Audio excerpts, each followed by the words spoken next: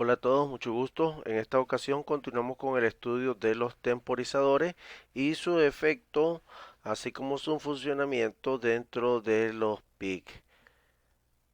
Vamos a ver su efecto de los temporizadores. Los temporizadores son tres y se denominan técnicamente el temporizador cero, el uno y el 2. El temporizador con 0 es un contador o temporizador de 8 bits leíble y escribible. Tiene un reloj interno o externo, tiene una selección del flanco en el reloj externo, tiene un predivisor de frecuencia de reloj, tiene la generación de interrupciones opcional por deportamiento de instrucciones.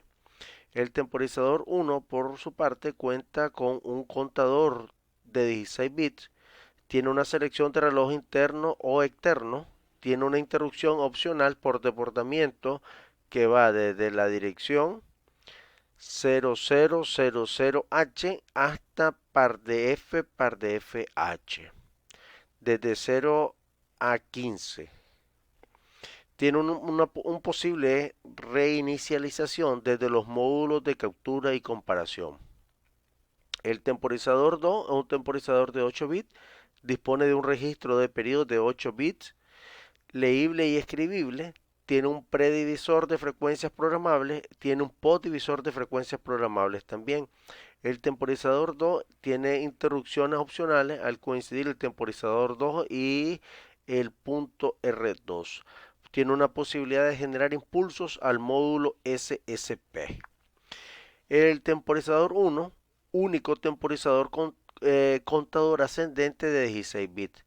El valor contenido del temporizador 1 está asociado a los bits menos significativos que pueden ser leídos o escritos y los impulsos de reloj que originan el contador ascendente que para prevenir del exterior o de la frecuencia de funcionamiento del microcontrolador. Ahí es donde nosotros encontramos aquella ecuación, frecuencia de oscilador entre 4. El temporizador 1 es capaz de funcionar de tres formas: como temporizador, como contador asíncrono, como contador síncrono. Como temporizador se incrementa con cada ciclo de instrucciones de frecuencia de oscilación entre 4 en el modo contador con los flancos ascendentes y de un reloj externo aplicado a las líneas RC0, RC1, puerto C o por impulsos aplicados a la línea del puerto C RC1, RC0. Aquí tenemos el caso del temporizador 1. Aquí este inicia con el RC0 asociado al circuito también de oscilación 1, del circuito de reloj de entrada 1. Tenemos la parte del oscilador 1. Aquí tenemos con un inversor, un oscilador 1. Acá tenemos también esta compuerta, este multiplexor, y tenemos el circuito de oscilación de reloj interno. Tenemos un multiplexor.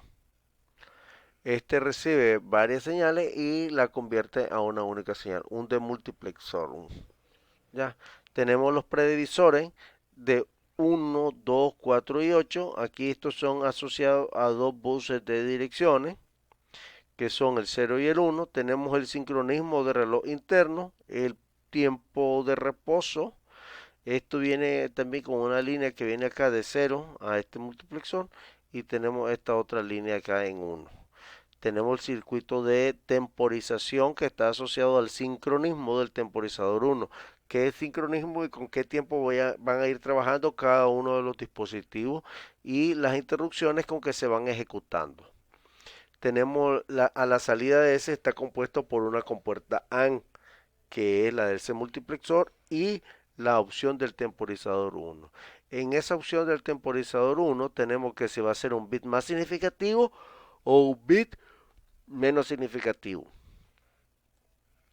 Dentro de los registros del controlador del temporizador 1 del TICON, aquí nosotros nos vamos a encontrar con el MTRI ON,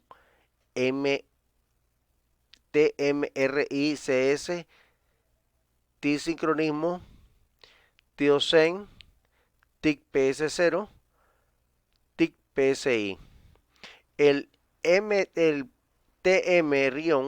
gobierna el permiso o prohibición del funcionamiento del temporizador. El temporizador CS selecciona la fuente de los impulsos del contador.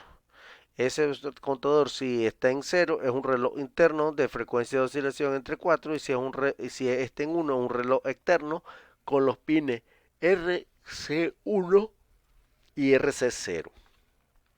En el caso de los registros del contador TICON, el tiosen, cuando los impulsos proceden de un reloj externo, es preciso que el tiosen tenga un valor de 1.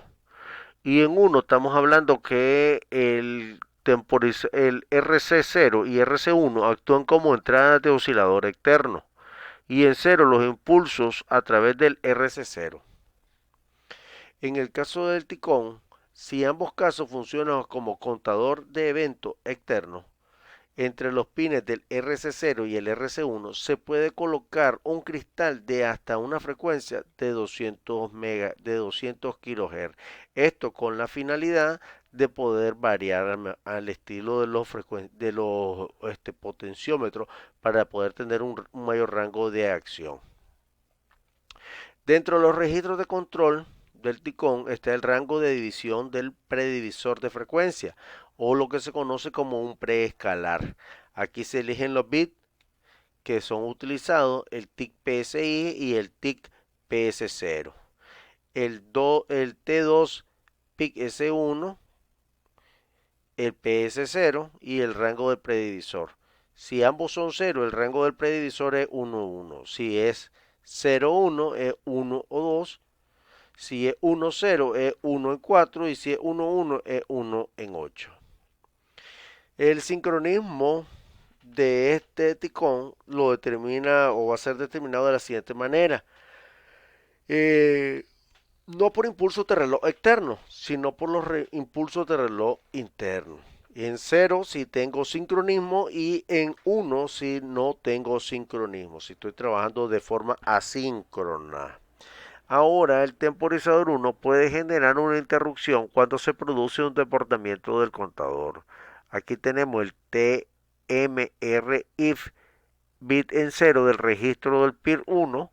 El permiso o prohibición de la producción de interrupciones está controlada por el temporizador, en este caso del registro PIE 1. Cuando el módulo de captura y comparación está conformado como comparador, para generar un disparo, dicha señal resetea el temporizador. El temporizador debe estar configurado como un temporizador o contador síncrono. En otro caso, no se produce el reset. Aquí tenemos un resumen, una tabla de resumen de todos los registros asociados al temporizador 1.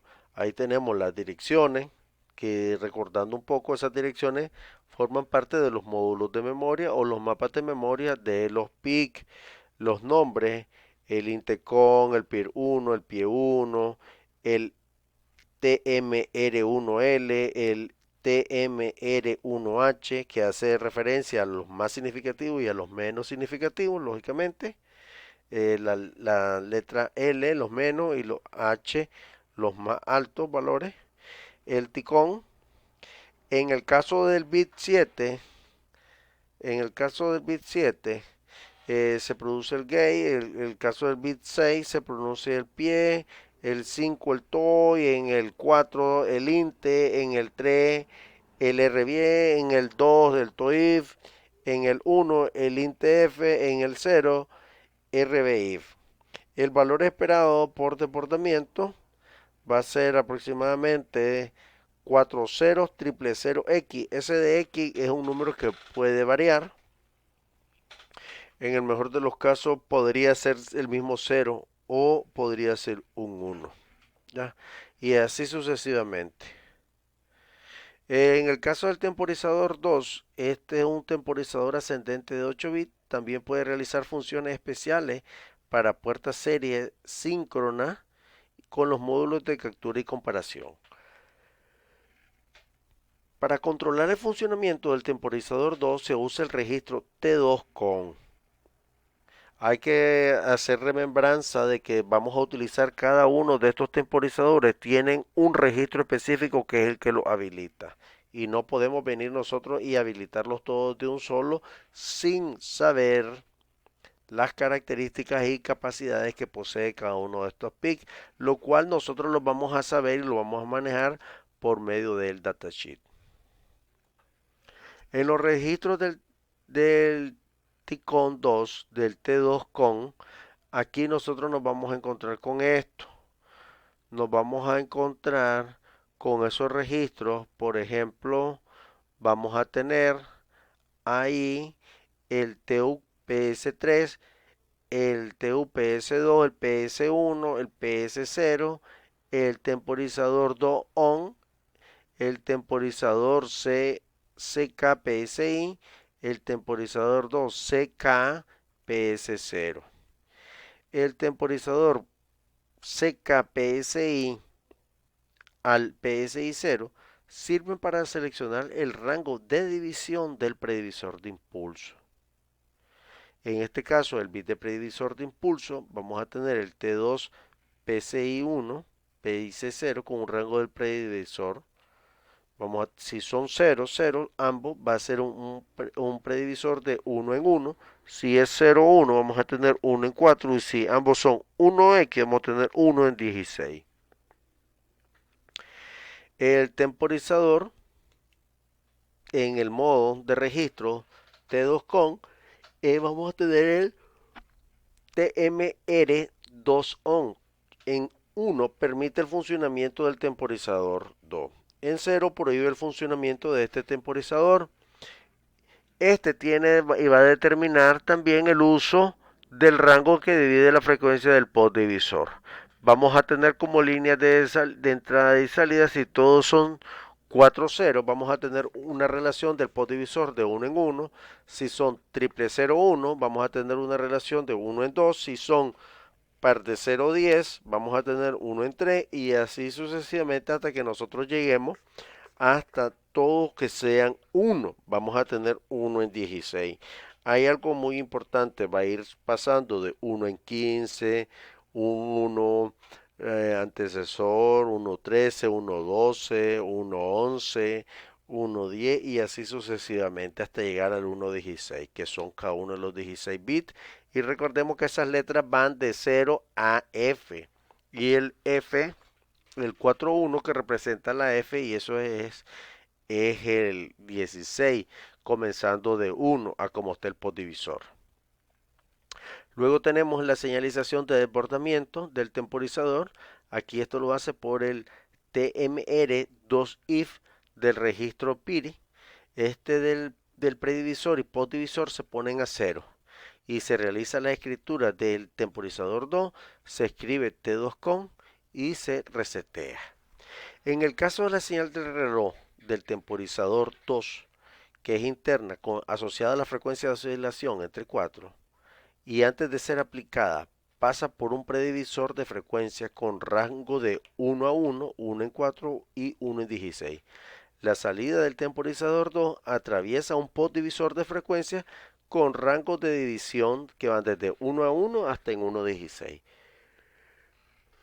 Al no existir una frecuencia de un cuarto, frecuencia de oscilación de entre 4, se deja de funcionar el temporizador 2. Esto siempre y cuando si no existe.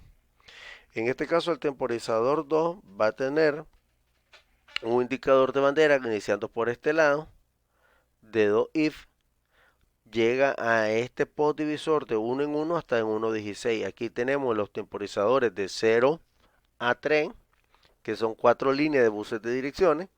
Aquí tenemos una salida que está el temporizador 2 a SSP. Tenemos un reset que viene al temporizador 2. Tenemos una línea que sale de un comparador y en este caso viene con un ecualizador. Tenemos un PR2 que inyecta señal a este comparador y el temporizador 2 inyecta señal a este comparador. Acá también tenemos la frecuencia de oscilación de 4 del reloj interno, de un cuarto de la frecuencia de oscilación del reloj interno. Tenemos las dos líneas del temporizador, el predivisor que va de 1, 4 y 16, aquí como lo habíamos visto, tenemos esta compuerta AND y